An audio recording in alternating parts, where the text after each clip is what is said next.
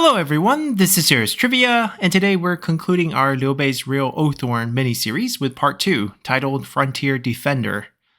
Now last time we ended as Zhao was able to help Cao Cao secure the Wuhuan alliance and thus hasten Yuan Tan's death and Cao Cao's unification of the north. Then within 2 years, that unification would be complete when Gongsun Kang executed Yuan Shang and Yuan Xi and presented their heads to Cao Cao. And following standard protocol, these heads would be hung for display outside the city gates for all to see. Now, given that Zhao served the Yuan clan for many years and his loyal nature, when he saw Yuan Shang's head on display, he decided to set up a small altar beneath the head to pay his respects, even though he now works for Cao Cao. Fortunately, Cao Cao did not take offense to Zhao's actions, and instead praised him for his loyalty to his former master, as Cao Cao ended up giving him an imperial court recommendation letter for his actions.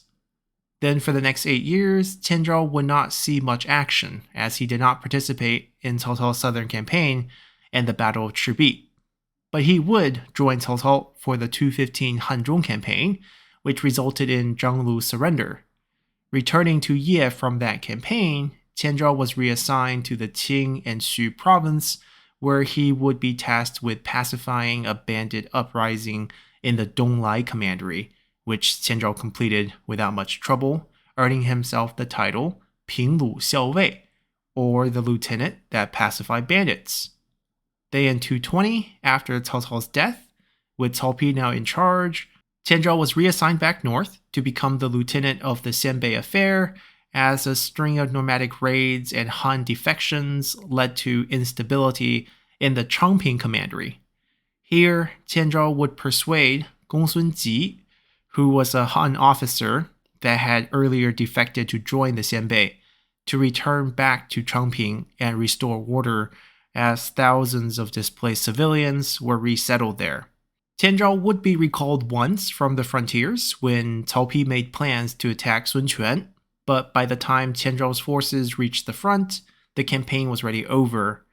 But for Zhao's trouble, he was promoted to become the administrator of Yanmen, which was no easy job, as it was yet another northern frontier commandery that was constantly being raided by Wuhuan and Xianbei tribes. And during this period, a Xianbei chieftain by the name of Ke had become a rising power in the north and a constant headache for Wei, as he even allied himself with Zhuge Liang in Shuhan. And to answer this threat, Zhao would implement many measures to protect the frontiers, starting with teaching civilians military tactics and training them with defensive drills so that they can help the local garrison against nomadic raiding parties. Furthermore, the Bin province, which Yemen belonged to, had a large population of nomadic people that lived peacefully amongst the Han, but the Wei law treated them differently from the Han citizens. So in order to bring the more peaceful nomadic populace to their side, Zhao asked the court to tax more than 500 Wuhuan families the same way that they would tax the Han families, and to allow these Wuhuan families to keep their own horses and saddles so that they can act as scouts against hostile raiders. Furthermore, Zhao exploited conflicts and disagreements amongst different tribes and made it difficult for the Xianbei tribes to unite under one banner. By 223, under Zhao's policies, order and stability had largely returned to Yemen, and not only that, in late 223, two tribal chieftains who were rivals to Ke brought around 30,000 Xianbei refugees to Yemen, where they asked Zhao if they could resettle and join Wei. Zhao happily agreed on the condition that their warriors would join him on a campaign directly against Ke. So in 224, Zhao, with the addition of Xianbei warriors, would attack Ke twice. In their first exchange, Ke younger brother would be killed, as Zhao's forces would be victorious, and the second exchange would be no different, as Ke would be chased out of the Yunzhong commandery and forced to flee towards the southern deserts. So with Ke beaten back temporarily, Tianzhao's reputation grew as fewer and fewer nomadic tribes and bandits dared to cause trouble in Yemen. And with this stability and peace, Tianzhao turned to domestic matters, as he would spend the next few years rebuilding schools to help educate the local populace, and new irrigation canals would be carved out of the mountains to help source fresh water to many of the villages where the local only had access to salty water from their local wells. And in 226, Tianzhao would officially receive a second marquis title from the new emperor, Cao Rui, as it was customary for new emperors to hand out a round of promotions. Then in 228, when Tianzhao was well into his 60s, he was once again forced into action, as General Tian Yu's northern expedition force was ambushed by Ke Neng's army, and now found themselves cut off and encircled at a small town called Ma Yicheng. And when Tianzhao formally requested troops from the Bin province officials, they refused on the ground that Tianzhao did not have the proper paperwork to lead an army north of the borders. Not willing to watch his friend and fellow general Tian Yu die due to bureaucratic red tape, Tianzhao sent out personal requests to each of the local garrisons asking for volunteers to ride north with him straight for Ke Neng's base. And just to cover for himself in case the court blames him in the future, Tianzhao also sent a letter to the imperial court stating his intentions, but he did not wait for a response as that would take too long. And on top of that, there were many, especially from Tian Yu's jurisdiction, that had rallied to his personal request, and very soon he had himself an army. Then with this army, Tianzhao marched west straight for Ke Neng's base camp, which immediately spooked many of the Xianbei forces that followed Ke Neng into abandoning the siege on Tianyu. Soon, with Tianzhao's forces in position, Tianyu was able to sally out as their combined armies beat back Ke Neng once again. Now, Ke Neng did try to rally more riders to reinforce his position after the siege had failed, but Tianzhao once again managed to outwit him by secretly positioning his troops to cut off his reinforcements, and once again, Ke Neng was forced to flee into the southern deserts. However, even though Ke Neng would be defeated time and time again, his threat always remained, especially in this period, as Zhuge Liang's northern expedition strained away resources away from the north.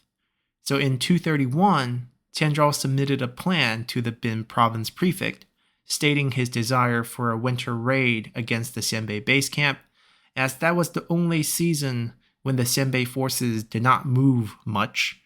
But before this plan could be carried out, Tianzhao would die to old age as he leave behind his title to his eldest son, Tianjia.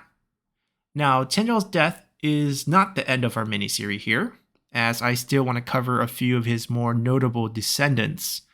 And sadly, his eldest son, Tianjia, is not one of them, as aside from inheriting his father's titles, not much is known about him, as he did not go on to lead a military career. Tianzhao's second son, however, Tian Hong, was very much like his father, as he served as the administrator of the Longxi Commandery out west, where he repeatedly defended Longxi from Jiang Wei's northern expeditions. Then in 263, he actually joined Deng Ai's forces in the campaign that brought an end to the kingdom of Shuhan. Afterwards, Tian Hong became the administrator of the Shu Commandery. Then with the founding of the Jin dynasty and the end of Wei, Tian Hong was reassigned to become the prefect of the Yang province, where he would defeat Ding Feng's assault in 270. Sadly, the very next year, a Qian rebellion out west would see Tian Hong reassigned once again back west, where he would become the new prefect of the Liang province. Yet his brash personality failed to smooth out the Qian relationship, which spurred more Qian tribes to join the rebel forces, leading to his death as the rebel forces would overwhelm his army in April of 271.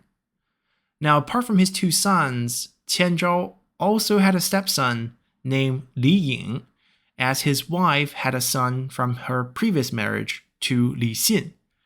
Now, surprisingly, we actually covered Li Yin's clan before in our Gongsun Du series, as Li Yin's grandfather was a man named Li Min, who was the former administrator of Henei that had sailed the way to an island in order to escape Gongsun Du summon. His father, Li Xin, would spend the rest of his life looking for Li Min's whereabouts until his early death, which is when his wife remarried to Zhao. Now, Li Yin would go on to have quite the political career at court, as he would serve well into the Jin dynasty and become the grand tutor to the first crown prince, Sima Zhong, the one who was mentally retarded and responsible for the Eight Princes conflict, before being promoted to Grand Excellency in 278, where he would serve for more than 5 years until his death. And on top of all these outstanding second-generation descendants, Tianzhou's grandson from his eldest son, Tianjia, whose name is Tian Xiu, would rise up the military ranks during the Eight Princes conflict and serve under Sima Ying, where he would rank as high as General of the North before dying at the hands of Sima Yong. So as you see, not only did Tianzhao go on to have an impactful military career, many of his descendants also went on to do great things in the Wei Jin period.